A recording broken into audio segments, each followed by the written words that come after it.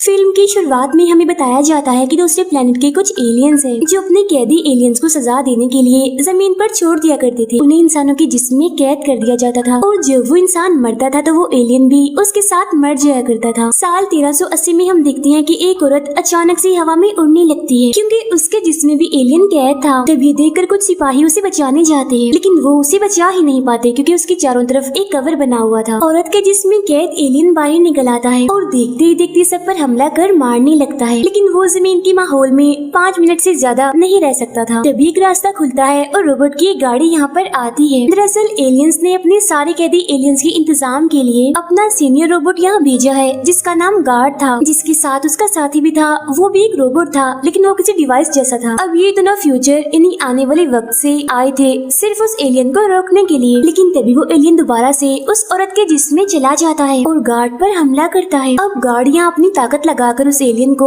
औरत के जिस्म से निकालता है। ऐसा होते ही उस औरत की हालत मरने वाली हो जाती है, लेकिन मरने से पहले वो गार्ड से कहती है कि मेरी बेटी का ख्याल रखना, वो बहुत ही छोटी है। और अब जैसे एक सिपाही उस बच्ची को मारने वाला होता है तभी गार्ड का साथी इंसानी रूप में आकर उस सिपाही को मारकर बच्ची को बचा लेता है। और बेशक गार्ड एक रोबोट था लेकिन उसके जिस्म में इंसानों के बहुत सारे अलग अलग रूप थे। अब वो दोनों एक रास्ता खोलकर 2012 में आ जाते हैं, जहाँ गार्ड उस एलियन को एक अलग ही तरह की जेल में कैद कर देता है, जहाँ अब टोटल 7 एलियंस कैद थे। तभी अचानक से यहाँ बच्ची की रोने की आवाज आने लगती है और गार्ड को पता चलता है कि उसका साथी उस औरत की छोटी बच्ची को अपने साथ यहाँ पर ही ले आया है जिसका नाम एन है। गार्ड का साथी उसे कहता है कि मैं इस बच्ची को यहीं रखकर उसके दिमाग को पढ़कर इंसानों के बारे में जानना चाहता हूँ। तब इस बात पर गार्ड मान जाता है। अब हम साल 1391 में एक जादूगर को देखते हैं जिसके पास 2 जादुई बिल्लियाँ थी। उसके पास एक जादुई पंखा भी था और दोनों बिल्लियाँ उसके अंदर से ही निकलती थी। जादूगर वहाँ एक पोस्टर देखता है जिस पर लिखा हुआ था कि एक कीमती चाकू जो कि क्रिस्टल का है उसे ढूंढने पर बहुत सारा इनाम है। तब उसे याद आता है कि मैंने इस चाकू को पहले कहीं देखा है। ये सोचते ही उसे कुछ ख्याल आने लगते हैं, लेकिन इनमें भी उसे वो चाकू दिखाई नहीं देता। अब उस चाकू के बारे में पता लगवाने के लिए वो एक नजूमी के पास जाता है, जिससे उसे पता चलता है कि सबसे पहले वो चाकू एक मछुआरे को नदी में मिला था। वो चाकू कीमती इसलिए है क्योंकि उसमें बहुत सारे हीरे लगे हुए हैं। फिर वो उस चाकू को एक लोहार के पास ले गया ताकि वो हीरे निकलवा सके। लोहार ने कोशिश तो की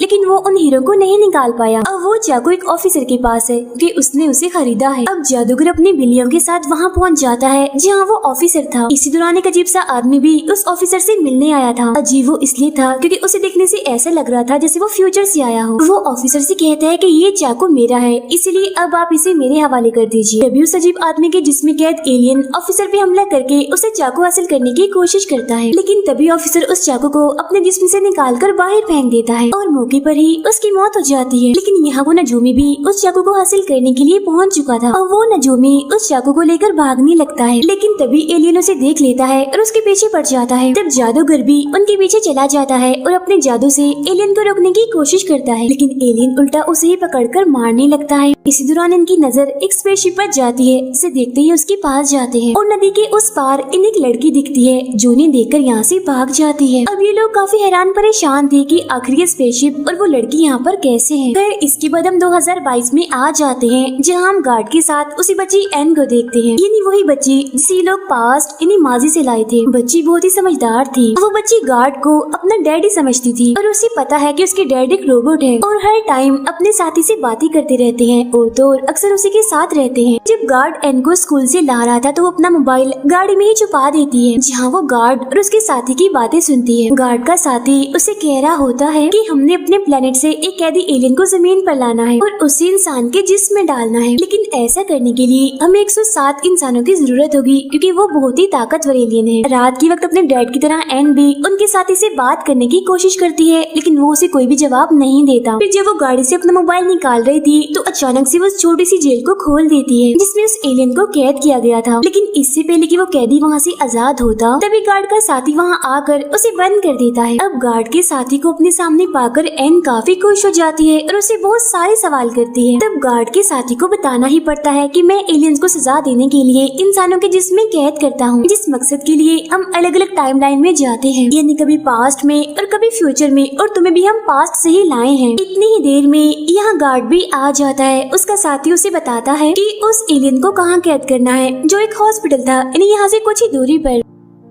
अब एन जानना चाहती थी कि आखिर हो क्या रहा है, इसीलिए वो अगले ही दिन उसी हॉस्पिटल जाती है। अंदर जाकर वो अपने मोबाइल में आसपास की हर चीज की वीडियो बनाने लगती है। इसी दौरान गार्ड और उसका साथी भी अपने मिशन, अपने मकसद को पूरा करने के लिए यहाँ पहुँच जाते हैं। तभी आसमान में काफी बड़ी स्पेसशिप दिखाई जाती है जो एक काले रंग के पत्थर को उस हॉस्पिटल में भेजती है। अंदर जाते ही वो पत्थर एक काफी बड़े गोल्डन रंग के पिलर में बदल जाता है, जिसके अंदर से अजीब सा एलियन निकलता है और आसपास अपने टेंटिकल्स फैलाकर एक एक करके लोगों को पकड़ने लगता है। इस तरह से कैदी एलियंस इंसानों के जिस्म में चले जाते हैं। वो टेंटिकल्स अभी भी नहीं रुक रहे थे और पूरे हॉस्पिटल में ही फैल चुके थे। तब एन भी उन टेंटिकल्स को देख लेती है और उनसे बचने के लिए भागती है। जैसा कि मैंने आपको बताया कि एलियंस को इंसानों के जिस्म में डालने के लिए 107 इंसान चाहिए थे, जो उन्हें मिल भी गए थे। यानी उनका मिशन पूरा होने वाला था। इसी दौरान गार्ड एन को देख लेता है और काफी हैरान हो जाता है कि ये यहाँ क्या कर रही है। खैर वो उस पर ध्यान नहीं देता और उस काले रंग के पत्थर को लेने आ जाता है। इस चीज का फायदा उठाकर एन वहाँ से भाग जाती है और जैसे उनका मिशन पूरा होता है एलियंस को इंसानों में डालने का, सारे टेंटिकल्स वापस चले जाते हैं और इंसान दोबारा से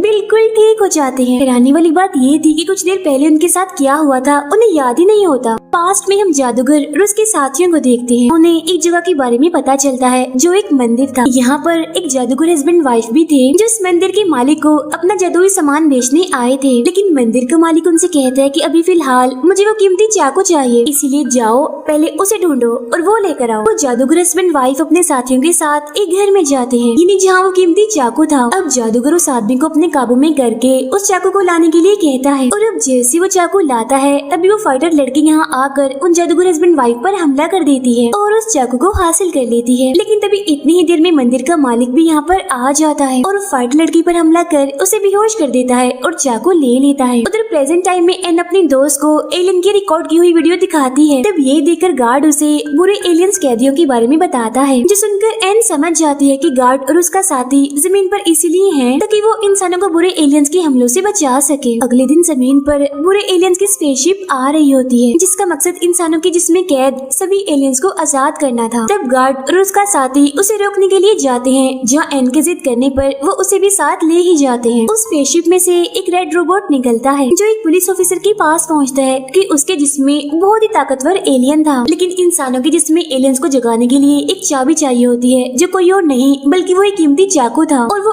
इस टाइम लाइन में गार्ड के पास था। अब उस रेड रोबोट को रोकने के लिए गार्ड अपने रोबोट वाले रूप में आकर उसके पास जाता है, जहाँ इन दोनों की काफी लड़ाई होती है। इस लड़ाई के दौरान रेड रोबोट गार्ड से उस चाकू को हासिल करने में कामयाब हो जाता है। अब जिस पुलिस ऑफिसर के जिसमें वो ताकतवर एलियन था वो वहाँ से भाग रहा होता है। अब रेड रोबोट अपने स्पेसशिप से उसकी गाड़ी का पीछा करता है, जिसके बाद गार्ड भी अपनी स्पेसशिप में आकर एलियंस की स्पेसशिप पर हमला करने के लिए जाता है और स्पेसशिप की मेन जगह पर हमला करने लगता है, क्योंकि स्पेसशिप की सारी ताकत इसी जगह पर थी। लेकिन रेड रोबोट उस मेन जगह को कहीं और शिफ्ट कर देता है और गार्ड के हमले से बच जाता है। वो उल्टा गार्ड पर भी वार करता है, जिस वजह से उसका स्पेसशिप पानी में गिरता है। अब रेड रोबोट पुलिस ऑफिसर को भी पकड़ लेता है और हमला कर देता है, जिसकी वजह से उसके जिस्म में कैद ताकतवर एलियन बाहर आ जाता है। अब गार्ड दोबारा से उस बुरे और खतरनाक एलियन को कैद करने जाता है, लेकिन रेड रोबोट उसे रोकता है, बार बार उस पर हमला करता है, जिसमें उसे उठाकर दूर फेंकता है और इसी वजह से गार्ड एलियन को कैद करने में नाकामयाब रहता है। अब यहाँ रेड रोबोट का मिशन पूरा हो गया था, इसीलिए वो गार्ड को अपने साथ लेकर वहाँ जोरदार धमाका कर देता है, जिसकी वजह से गार्ड की ताकत, उसकी एनर्जी कम होने लगती है और वो बेहोश पड़ा होता है। उसका साथी उसे होश में लाने के लिए अपनी एनर्जी उसमें डालता है। अब वो ताकतवर एलियन उस पुलिस ऑफिसर के जिस्म से निकल कर स्पेसशिप में जाता है ताकि वो अपना मिशन पूरा कर सके, बाकी एलियंस को आजाद करने का। अब इस स्पेसशिप में ऑरेंज रंग के बड़े बड़े गोले थे जो इन एलियंस की जमीन पर रहने में मदद करते थे, यानी वो इस माहौल में इन गोलों की वजह से रह सकते थे। अब गार्ड उस ताकतवर एलियन को रोकने के लिए खुद भी स्पेसशिप में आ जाता है और उस पर हमला कर देता है। यहाँ भी इन दोनों की काफी लड़ाई होती है, जिसमें गार्ड एलियन पर भारी पड़ रहा था और फिर अपनी ताकत से उस एलियन को स्पेसशिप से बाहर फेंक देता है। तब उस एलियन के साथ साथ वो ऑरेंज रंग के दो गोले भी बाहर निकल आते हैं। अब वो एलियन बाहर के माहौल में बगैर किसी जिस्म के नहीं रह सकता था। उसकी नजर एन पर पड़ती है और उसके अंदर जाने के लिए वो उसकी तरफ बढ़ता है। ये देखकर गार्ड का साथी उस पर बड़े बड़े हमले करने लगता है, जिस वजह से वो एलियन दोबारा से उसी पुलिस ऑफिसर के जिस्म में आ जाता है। वो एलियन अपना टेंटिकल निकाल कर उस बड़े से ऑरेंज रंग के गोले को हवा में फोड़ देता है, जिस वजह से जहरीली गैस हर तरफ फैलने लगती है। जैसे लोग उस गैस की लपेट में आते हैं, देखते ही देखते तेजी से मरने लगते हैं। वो एलियंस जो इंसानों के जिस्मों में कैद कैद थे वो जाग रही होती है। गार्ड का साथी एन को बताता है कि ये चाकू कितना जरूरी है, ये हमारी ताकत, हमारी एनर्जी का जरिया है और इसी के जरिए हम भागे हुए एलियंस को पकड़ते हैं और टाइम ट्रेवल यानी वक्त का सफर भी कर सकते हैं, कभी पास्ट में तो कभी फ्यूचर में, और तो और हम आने वाला वक्त भी देख सकते हैं कि कैसा होगा। लेकिन फिलहाल जो फ्यूचर मैंने देखा है वो तो ठीक नहीं। उधर गार्ड की ताकत, एनर्जी आहिस्ता आहिस्ता कम होती जा रही थी। अब वो बुरा एलियन भी यहाँ पर आने ही वाला था, इसीलिए गार्ड एन को अपने साथी के साथ दूर भेज देता है ताकि उसे कोई खतरा न हो। अब गार्ड एन की दी हुई तस्वीर देखता है जिसके पीछे लिखा हुआ था प्लीज भाग जाइए, क्योंकि वो उसे बिल्कुल अपने डैड की तरह ही समझती है। गार्ड का साथी जो कि इंसानी रूप में था एन को बताता है कि गार्ड के पास बहुत ही कम टाइम बचा है, यानी उसकी जिंदगी वो थोड़ी रह चुकी है। ये जानकर एन कहती है ये बात आपने मुझे पहले क्यों नहीं बताई, और अब प्लीज मुझे वापस ले जाएं गार्ड के पास ही। तब काफी बहस के बाद वो उसे गार्ड के पास ले जाने लगता है। उधर वो ताकतवर एलियन गार्ड को ढूंढकर उस पर हमला कर देता है। तब गार्ड का साथी उसके पास आकर कहता है कि अभी भी कुछ नहीं बिगड़ा, हम उसे अभी भी रोक सकते हैं अगर हम उस शिप की मेन जगह जो उसकी ताकत है उस पर हमला करें तो। अब गार्ड उस चाकू को बाहर हवा में फेंक देता है, जिसका इस्तेमाल करके जैसे गार्ड का साथी शिप की मेन जगह पर हमला करने वाला होता है तभी उससे पहले एलियन उस पर जोरदार हमला कर उसे रोक देता है और वो काफी दूर जाके गिरता है। अब वो चाकू गार्ड के पास था जिसे लेकर वो लोग भागते हैं, यानी गार्ड, उसका साथी और एन। जिसके बाद गार्ड उस चाकू के जरिए एक रास्ता खोलता है और ये लोग पहुंच जाते हैं पास्ट में। यहाँ भी गार्ड और उस ताकतवर एलियन की काफी लड़ाई होने लगती है, जिसमें गार्ड कमजोर पड़ने लगता है, उसकी हालत मरने वाली हो जाती है। लेकिन तभी एन गन से उस एलियन पर गोली चला देती है, इस वजह से उसका इंसान वाला जिस्म मरने लगता है। लेकिन तभी वो उस गाड़ी पर हमला कर देता है जिसमें एन बैठी थी। वो गाड़ी पानी में जाके गिरती है, पानी में चाकू एन के हाथ से फिसल कर कहीं खो जाता है। गार्ड का साथी एन से कहता है कि किसी भी तरह करके तुम्हें हमें ढूंढना ही होगा, क्योंकि तभी हम सब कुछ ठीक कर सकते हैं। जिसके बाद उनकी स्पेसशिप वही नदी में फंसी रहती है जिसमें गार्ड और उसका साथी थे। अभी भी वो लोग पास्ट में ही थे, यहाँ सिर्फ 2 लोग ही बचे थे, वो ताकतवर एलियन और एन। वो एलियन भी यहाँ से चला जाता है अपने लिए कोई नया जिस्म ढूंढने के लिए। तभी एक छोटे लड़के को नदी किनारे एन मिलती है जो भी जिंदा थी। वो लड़का नदी में जाकर एन के चाकू को ढूंढने लगता है, लेकिन वो उसे नहीं मिलता। जिसके बाद वो एन की देखभाल करता है। अब यहाँ जादूगर हस्बैंड वाइफ को भी पता चल जाता है कि मंदिर की मालिक के जो साथी थे वो एलियन है, असल में उनसे लड़ते हैं। वो अपने जादू से एक एलियन को बड़े से मटके में कैद कर देते हैं। अब दूसरा एलियन जैसे एन को कंट्रोल करके उसे मारने ही वाला था कि तभी यहाँ पर जादूगर पहुंच जाता है। वो अपने जादुई पंखे से तलवार निकाल कर एलियन पर हमला कर उसका टेंटिकल काट देता है, जिससे वो एन को छोड़ देता है। अब एलियन ने भी बदले में उस पर हमला कर दिया होता है, जिस वजह से वो बेहोश हो जाता है। अब एन उस एलियन के इंसानी जिस्म पर हमला करती है, लेकिन उसके चारों तरफ एक कवर बना हुआ था जिससे उसे कुछ भी नहीं होता। यहाँ वो जादूगर औरत एक जादुई शीशे की मदद से अपने हाथ को बहुत बड़ा कर लेती है और एक दूसरे एलियन पर हमला करके उसे रोकती है। तभी जादूगर को भी होश आ जाती है और वो एलियन पर हमला कर देता है। यहाँ एन उस जादूगर औरत के शीशे को इस्तेमाल करके गोली चलाती है, जिससे उसकी गोली भी बड़ी होकर उसके कवर को तोड़ते हुए इस बार उसके इंसानी जिस्म में लग जाती है। इसी दौरान दूसरा एलियन जो मटके में बंद था वो आजाद हो जाता है। अब एन यहाँ से भाग गई थी, तो वो एलियन अपने जिस्म के साथ एन का पीछा करता है। तो वो यहाँ पानी के अंदर छुपकर गार्ड और उसके साथी की स्पेसशिप के अंदर चली जाती है। अब ऐसा होते ही वो एलियन मर जाता है, जिसके बाद वो आदमी भी होश में आ जाता है जिसके जिस्म में वो एलियन था। और इसी के साथ ही ये फिल्म यहीं पर खत्म हो जाती है।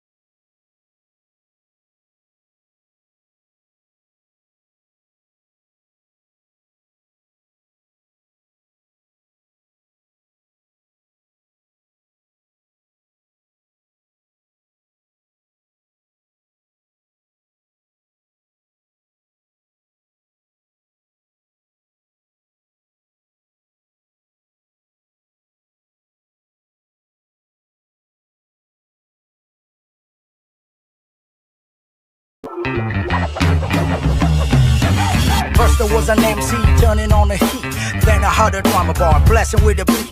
Then another brother hit me with a funky bass line. DJ on the side, now we're killing at the same time. Hip hop, it will never be the same. Peace to the old school, they made the game.